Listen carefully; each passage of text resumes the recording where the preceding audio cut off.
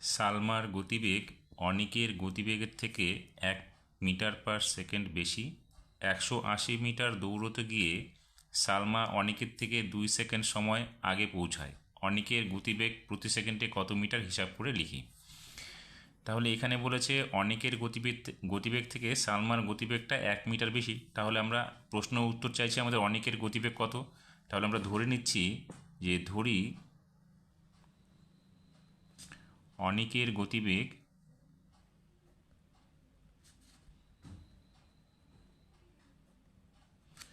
x metre per second.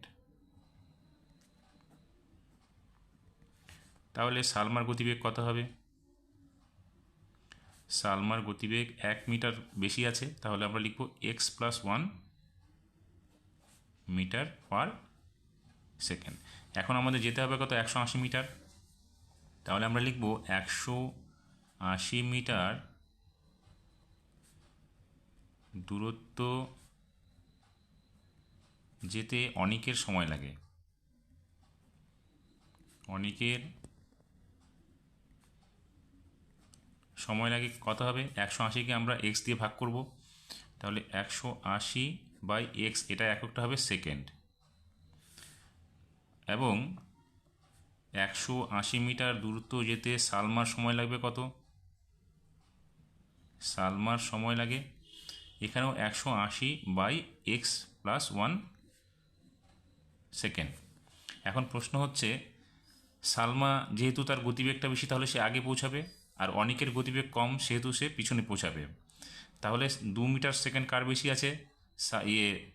অনিকের। তাহলে আমরা প্রশ্নানুসার সমীকরণটা কি লিখতে পারি? অনিকের সময় থেকে সালমার সময়টা বিয়োগ করে দিলে 2 আমাদের বেরিয়ে যাবে। তাহলে অতএব আমরা প্রশ্নানুসারে কি লিখব? প্রশ্নানুসারে এখানে হচ্ছে অনিকের গতিবেগ সময়টা কত? 180/x বিয়োগ 180/x+1 ইকুয়াস টু কত হবে? 2। এখন আমরা এটাকে লসাগু করব। তাহলে লসাগু করলে কত হবে? x × x+1। এখানে কত হবে? 180 × x+1 মাইনাস এখানে হবে 180x ইকুয়াস টু 2। और কি হবে? এখানে হবে 180x প্লাস 180 মাইনাস 180x, নিচে হবে কত? x² plus x equals to 2। এখন প্লাস মাইনাস 180xটা কেটে যাবে, তাহলে কি হবে? উপরে হবে 180, নিচে হবে, নিচে আমরা এটাকে ডাইরেক্ট গুণ করে দিচ্ছি, তাহলে 180 সমান চিহ্ন হবে 2x² প্লাস 2x। এখন বোথ সাইড থেকে দেখো, যদি আমরা এটা এখান থেকে 2 কমন নিই তাহলে কত হবে? এখানে 90 হবে, তাহলে এখানে হবে x² প্লাস x হবে। এখন আমাদের কি করতে হবে? এটাকে মিডল টার্ম করে নিয়ে আসতে হবে। আমরা উভয় পদকে 2 দিয়ে ভাগ করে দিলাম, তাহলে এটা 90 হবে, এখানে হবে x² প্লাস x হবে। এখন আমরা কি করলাম?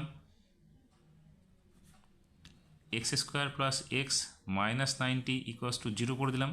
এবার এটাকে মিডল টার্ম করব, তাহলে মিডল টার্ম করলে এখানে কত হবে? দেখো, x² plus 10x minus 9x minus 90 equals to 0। এখন আমরা এই দুটো থেকে কমন নিচ্ছি, তাহলে কি হবে? x কমন নিলে এখানে x প্লাস 10, এখানে হবে 9 কমন নিলে x এখানে প্লাস 10 হয়ে যাবে ইকুয়াস টু 0। তাহলে আমরা কি পাবো? এখানে x plus 10 into x minus 9 equals to 0।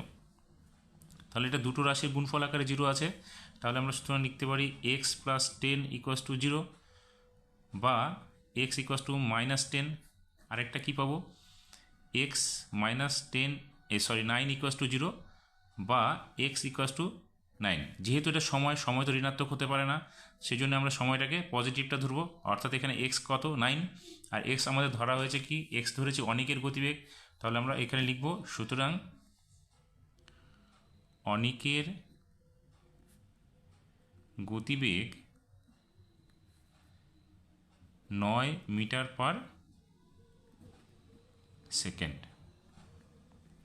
সমাধানটি ভালো লাগলে অবশ্যই আমার চ্যানেলটিকে সাবস্ক্রাইব করবে এবং বন্ধুদের মধ্যে শেয়ার করবে, এবং যারা নতুন তারা অবশ্যই চ্যানেলটিকে সাবস্ক্রাইব করে বেল আইকনে গিয়ে অল নোটিফিকেশান ক্লিক করে দেবে, তাহলে পরবর্তী এই ধরনের সমাধানগুলো তোমরা অবশ্যই পেয়ে যাবে।